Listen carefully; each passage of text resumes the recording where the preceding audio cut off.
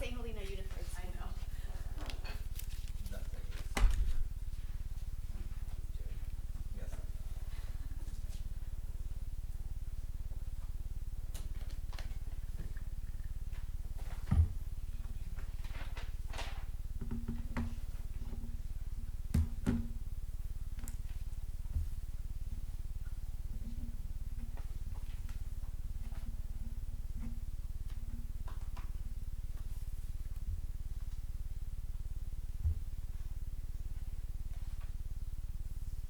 Almost, but not quite. Yeah, almost, not quite.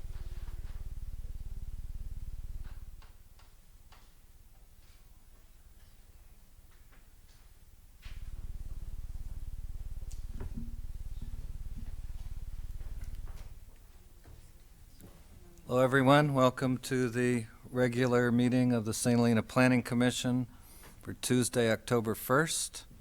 We'll start with the Pledge of Allegiance. Dan, would you lead us, please? I pledge allegiance to the flag of the United States of America and to the republic for which it stands, one nation, under God, indivisible, with liberty and justice for all. Ms. Gamero, would you please take the roll? Commissioner Anderson? Here. Commissioner Monette? Here. Commissioner Hale? Here. Vice Chair Pont? Here. And Chair Hardy? Here.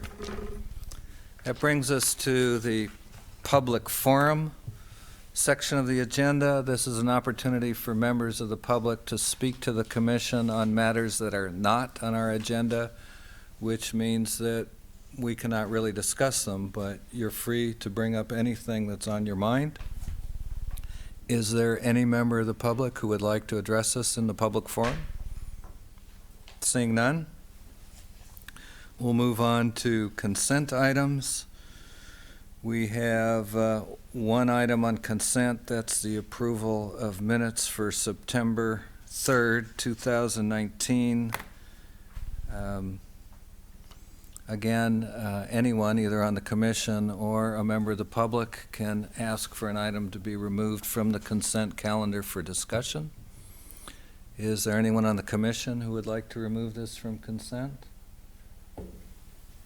Anyone in the audience who would like this removed from consent? Seeing none, I will entertain a motion. Move the consent agenda. Second. Ms. Gamero? Vice Chair Pont? Yes. Commissioner Monette? Yes. Commissioner Hale? Yes. Commissioner Anderson? Yes. Chair Hardy? Abstain, as I was not present.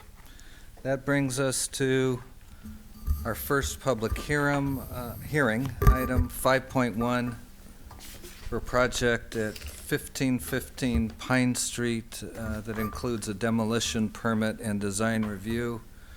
Mr. Guston, I believe this is yours to present. Thank you, Mr. Chairman. This is a request, as you noted, to demolish the existing building. Everything on the property will be scraped except for the big walnut tree and be replaced with a single-story, two-bedroom, two-bath, single-family residence that consists of essentially two modules connected by a foyer.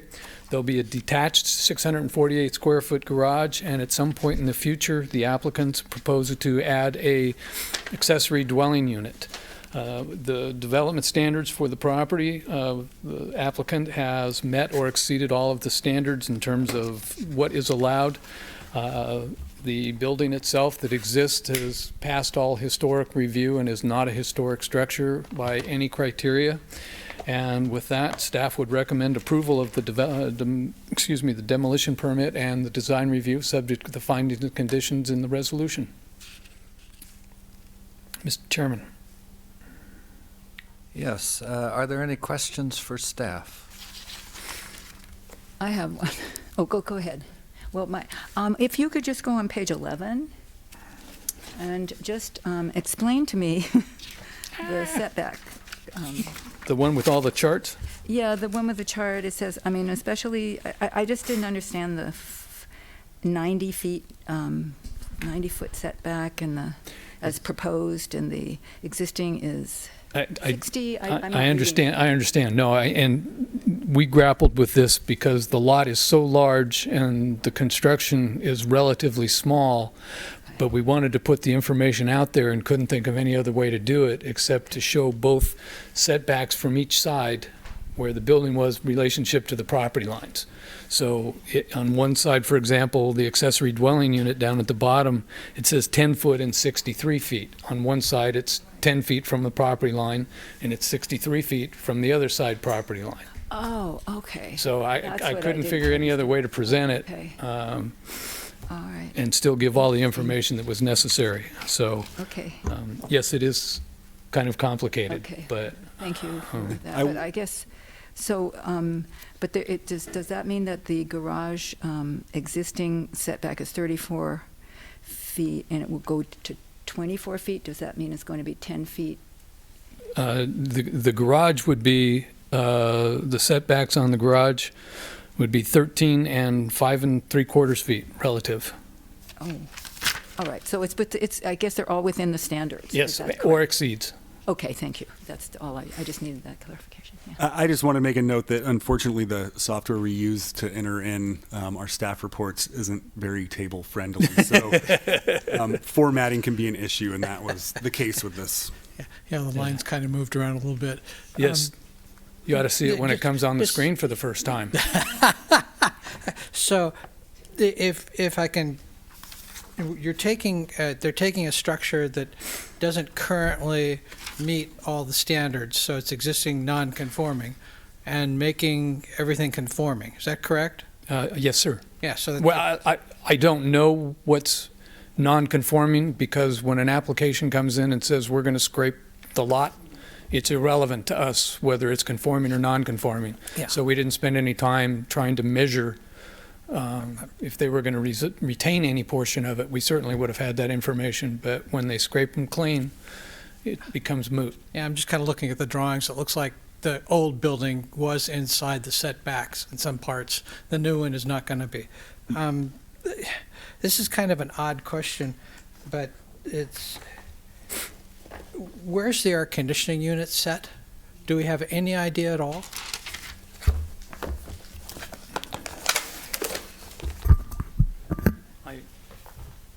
Madam Architect.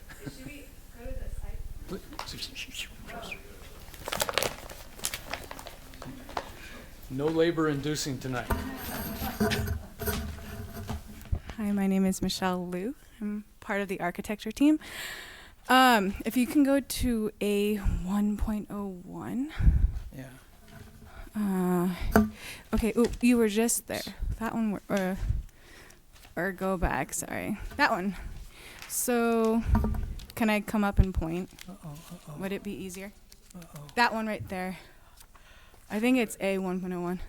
In the bottom left corner, there's an AC unit pad. Yeah. Okay. Okay.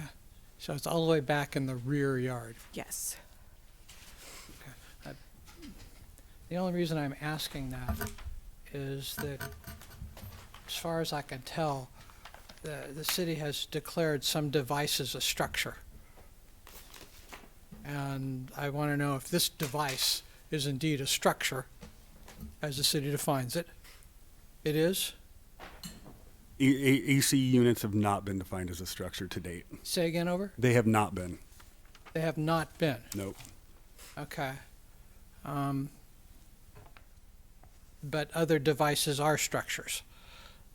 Some. Some have been treated as a structure due to a lack of existing code for them. It's something we're going to have to look at on a case-by-case basis. Okay. So a device that burns natural gas and produces electricity is a structure, but a device that uses electricity to compress gas is not a structure. Apparently. I don't know. It would depend on the circumstance. We have not treated AC units as structures in the past. Okay, but other devices you are treating as structures. Some, yes. Okay, it seems to me we just need to consider being consistent. Understood. Thank you. Can I say I have another question, though. How close to the other houses, how close to the houses is the air conditioning unit? Oh, Other houses, yeah. they're far. Far, Actually, okay. if you go to the aerial, in earlier sheets, keep going.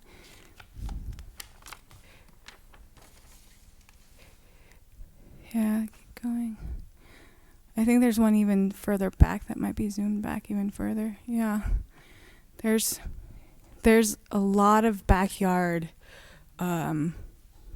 just opposite the back fence, and there's no house, Okay. I mean, next to where Because the they can AC be, those guys can be really loud. Yeah, it's Yeah. not. We've tucked it in a place where it's not going to be, Excellent. shouldn't be bothering anybody. Yeah. Thank you.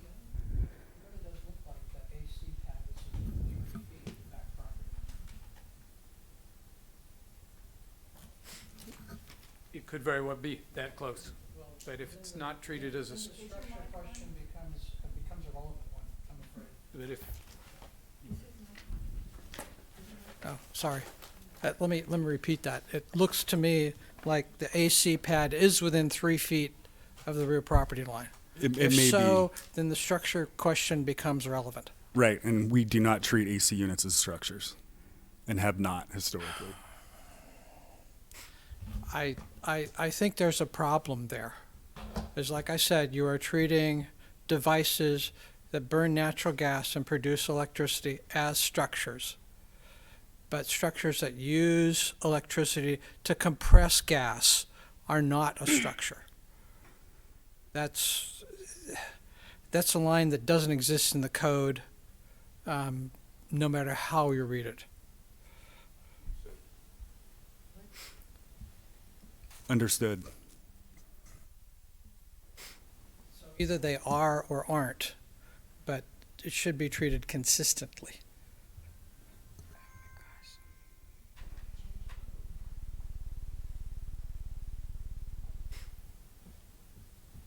Are there any other questions for staff? Would the applicant, does the applicant have a presentation to make? No, just to answer questions. None is required. Okay. Are there any questions for the applicant? Any further questions? Seeing none, I'll open the public hearing. Are there any members of the public who would like to speak on this matter?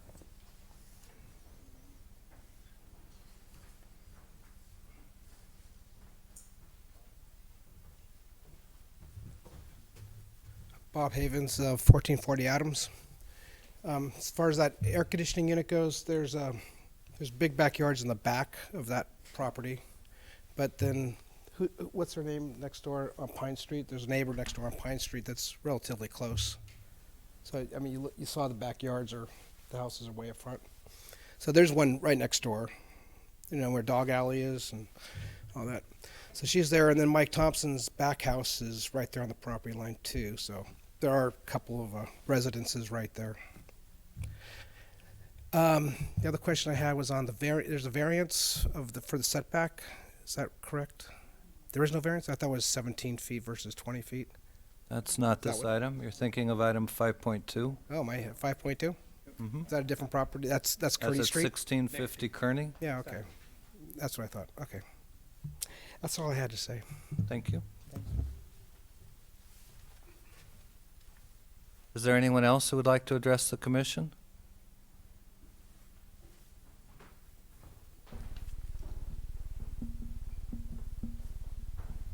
My name's Leslie Dunlap. My wife Darcy and I live at 1510 Pine Street, just across the street from the property in question. We're, first of all, very happy to see the design that's being proposed. We were really dreading another mega mansion across the street from us.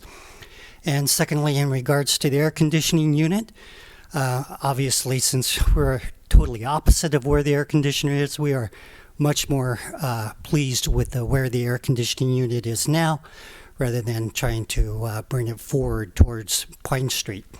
I would disagree with Commissioner Ponte that air conditioning units should be treated as a structural unit. I serve as a planning and zoning commission for many years in another city, and I think the city staff has got it correct that air conditioning units are not structural units. Thank you. Thank you.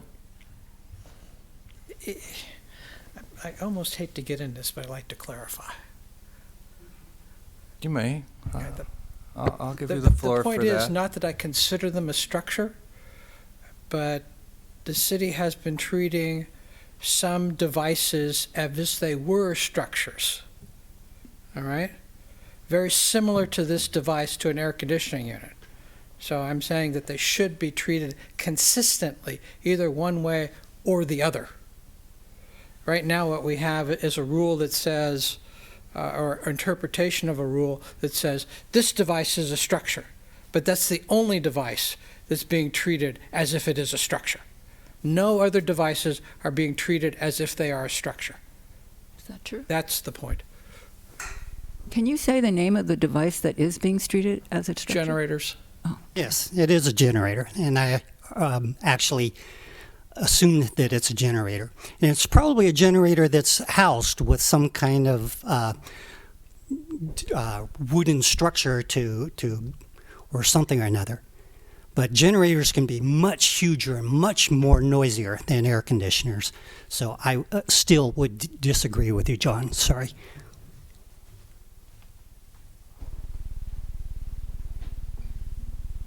Is there anyone else who would like to address the commission on this matter? Seeing none, I'll close the public hearing and bring it back to the commission for discussion. Mr. Pont? I like the house. I like the design. I'm particularly pleased with the number of photovoltaic panels on the roof.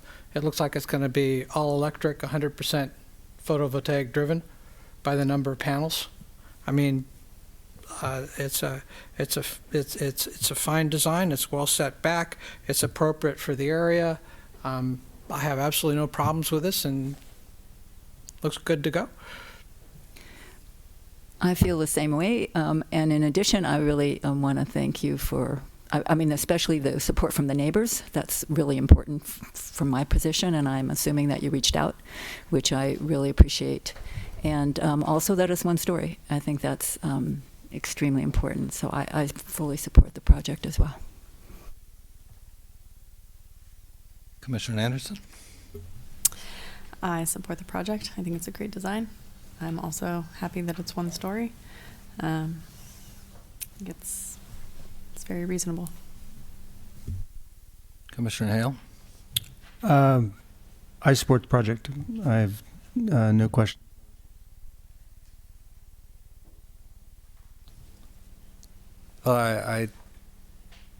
Although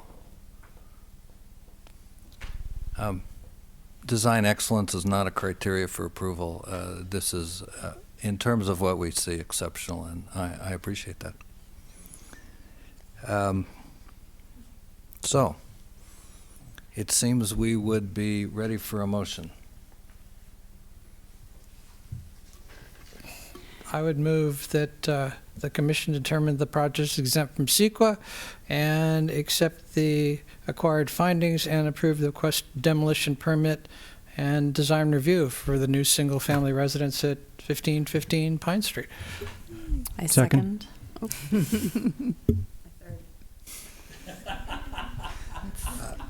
So, Two squared. I'll let you sort that out, Ms. Morrow.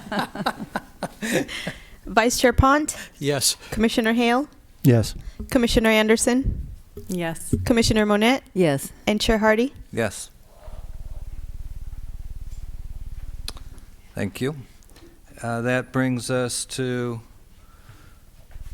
item 5.2 on our agenda, which is a variance to reduce the rear yard setback on a corner lot located at 1650 Kearney Street. And Director Heacock, I believe this one is yours. That's correct. Thank you, Chair Hardy. So the existing 7,300 square foot parcel is located on the northwest side of Kearney Street with frontage on both Kearney and Andrea Avenue. The property is currently developed with a 1,200 square foot single-story, 3-bedroom, single-family home with an attached 500 square foot garage that was built in approximately 1954.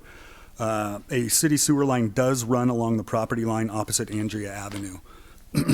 Currently, the St. Helena Municipal Code requires that corner lots have 3 20-foot setbacks, front, rear, and a side setback, and 1 10-foot setback, which is considered the side yard.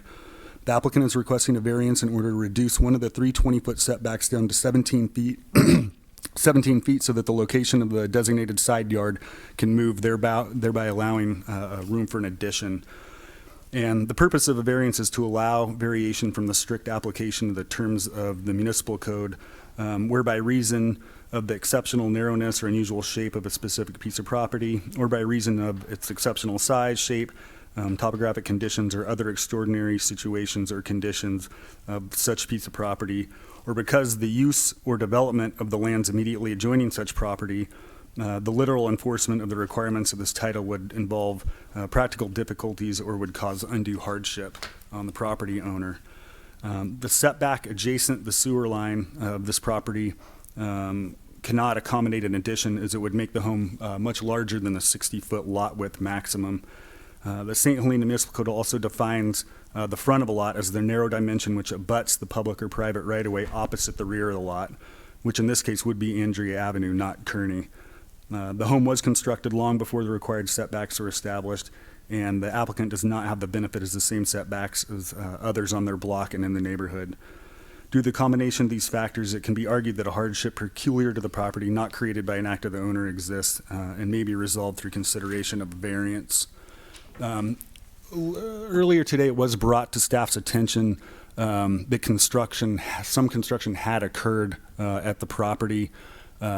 Myself and the building official went did a site visit and did confirm that some work had been done, and appropriate actions, including potentially doubling the cost of the building permit fees, will be taken moving forward.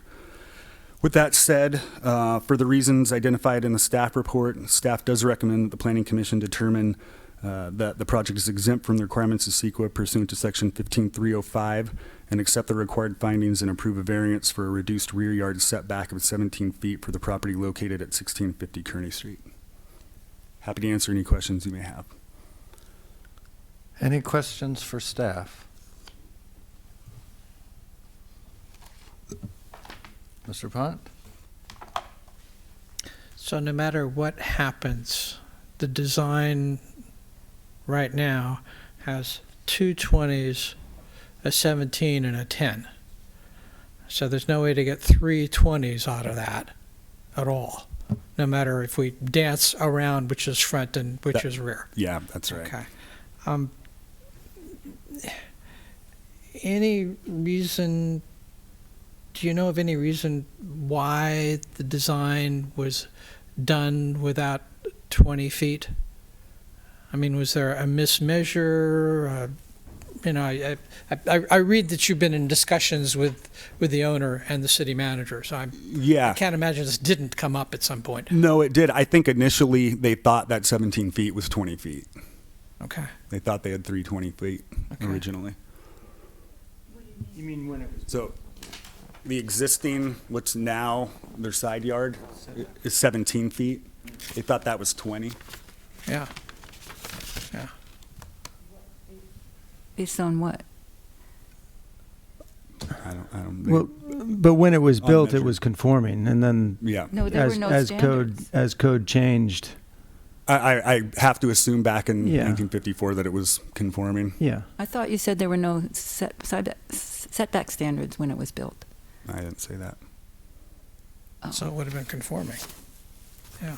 Um, No, but I mean, as it was redesigned, this didn't come up until way down the road. Well, I don't think we know what the setbacks were in 1954. It would take Oh, probably 0. some rather determined research to sort that out. The municipal code we have going back much further, but I don't know when. There were already zoning provisions by 54. I've seen that, but I have no idea if they address setbacks or not. I think what, and Aaron will correct me if I'm wrong, that what he's saying is that we don't know what provisions applied, and what Commissioner Pont is saying is that it's a fair inference that when it was constructed, it conformed to whatever the regulations were at that time. Right, but I'm just, when it was designed now, the person who designed it must have looked at the current setback requirements, and they didn't measure, they just, what? Just assumed that they were the same when the house was built? Or? Yeah, maybe a mismeasure. I don't know. Okay, so yeah. So without pretty much a total redesign, and probably going 2 stories, although maybe you could get the same square footage in the box. This is potentially the applicant's only outlet. Okay.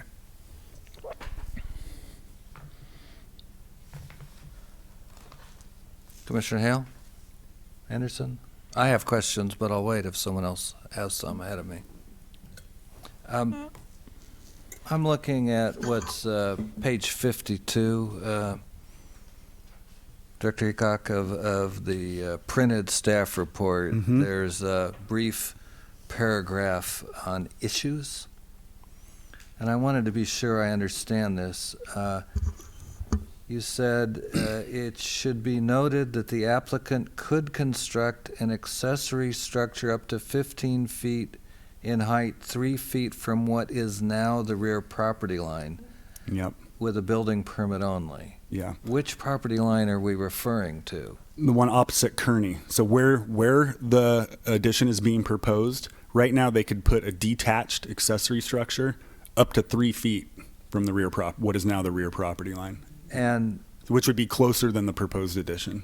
But that doesn't change then. They could No. do that with this project. Yeah, regardless just making a point that if the concern was proximity of building to that property line, that now an ADU could go there, an accessory structure could go there with building permits. Now and in the future. Yep. Yeah.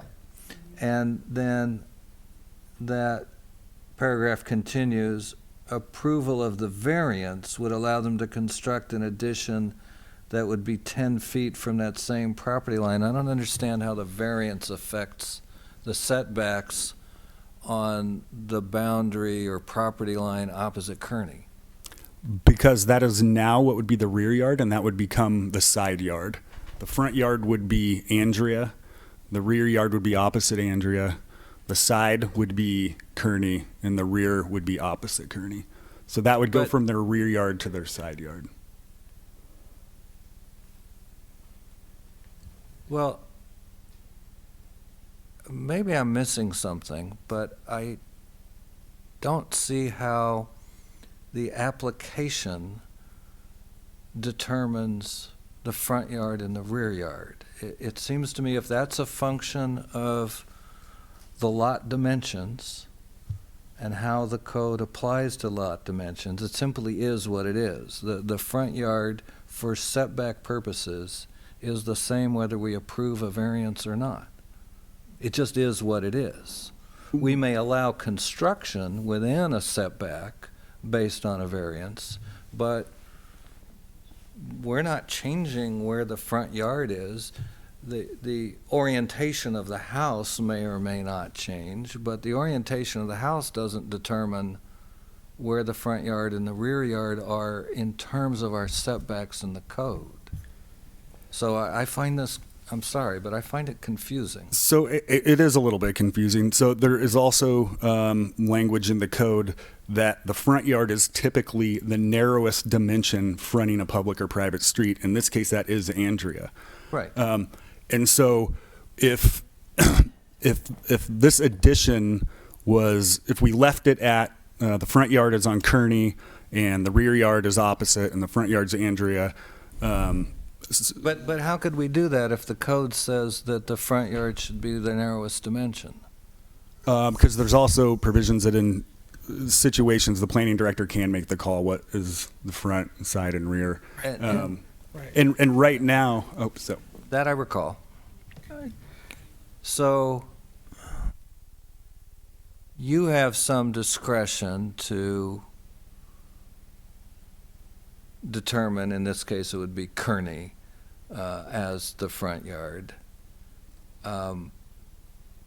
well, it has to be because as it exists now, there are 3 20-foot setbacks. So that is going to help define it because it can't be in Andrea because the rear yard setback's only 17 feet now. So that by default, that 17 is currently the side yard.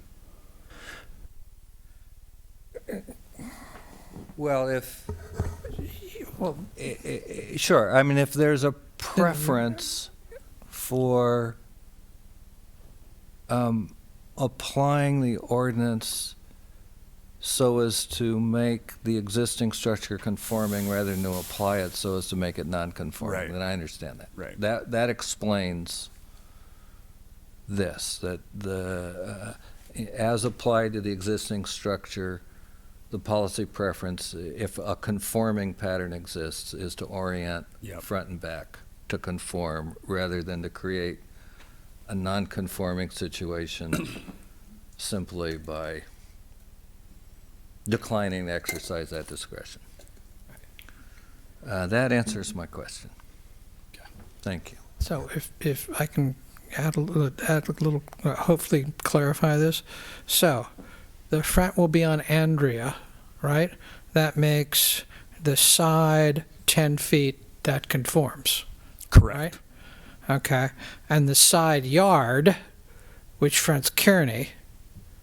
Well, that would be the side, and the 10-foot would be the side yard. Yeah, no. The side yard that fronts Kearney. That's the side yard, right? This is a corner lot. Corner lot, side is the corner, side yard is the one abutting the next property. Yeah, okay. So you have 20 feet, you have 20 feet, you have 10 feet. Those all meet. The only one that doesn't meet is what will now be the backyard, That's correct. right? And that also has the grace of following the directions as set in code. Okay.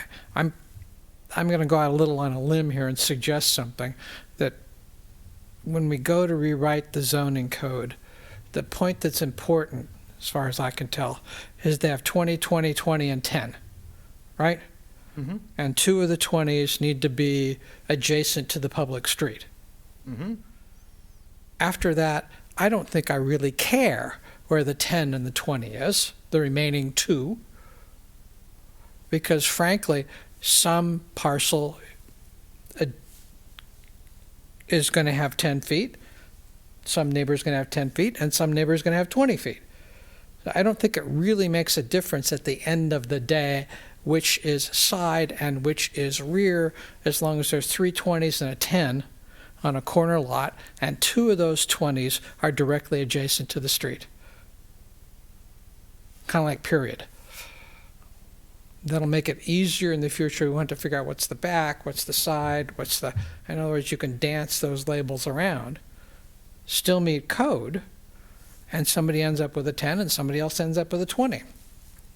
That's going to happen. Wouldn't the address of the property determine what the back's yard is? No, it doesn't, The unfortunately. assignment of an address is a completely independent process. Historically, it's been close to arbitrary. Public Works function. These days, address assignment is driven more than anything else by the requirements for our emergency service providers, who have a strong preference for an orderly system that gives them consistent and correct directions to the place they need to be. All of this looms much larger out in the unincorporated area where one can easily get lost. That's probably less of a problem here, but back in the day, in many areas, you could basically pick your own address. Addresses usually go by where the front door is, right? Our code sets the front by the narrowest dimension on a corner lot. Right. Yeah, this is Public, a the completely planning director independent has the ability to determination. change that if they care to. That's bizarre. So, there's nothing that requires you to have your front door facing the determined front yard. It just doesn't. It is. The 17 feet, where is that? The genesis of the variance is in the back? Yeah, that'll be the rear The yard. defined rear, which is opposite Andrea. Yeah, Okay. what looks like a side yard is actually a rear yard. And it's supposed to be something not the result of human effort that When determines. you're thinking about the findings, then Well, whether or not it can be considered a variance. that sounds so like the this is- first finding. Okay. I mean, I think with respect to the findings, we'll probably do best, To wait. well, yeah, when we deliberate to go through them one at Okay. a time, unless you have some question you think needs to be answered now, I think. I was just wondering what it says that the city manager and so forth, I mean, what was it that was different about this, physically different about this lot that other lots on the block didn't have to? I mean, I think let's see, it's after looking at how the existing home is positioned on the lot in comparison to the other homes in the immediate area, it was determined that the variance was viable. But they're going to, okay, so, yeah, so tell me more about that. Well, I mean, I think there should be some aerial views attached to the staff report. If you just look at the surrounding neighbors and neighborhood, a large percentage of them have 5-foot side yard setbacks, 15, 10. Okay, okay. Okay, I see what you're saying. Thank you. You might want to look at it as currently existing non-conforming, right?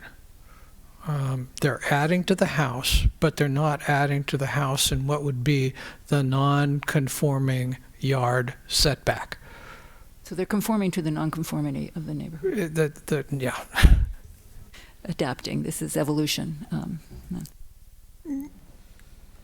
Would it not have been possible to have made the determination that Andrea is considered the front, and the 17 feet is an existing non-conforming situation, in which case the 10-foot would have been conforming, and then would have negated the need for a variance?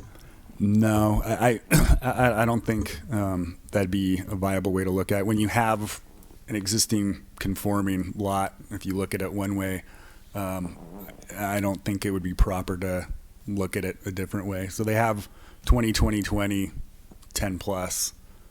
That dictates to me what the yards are.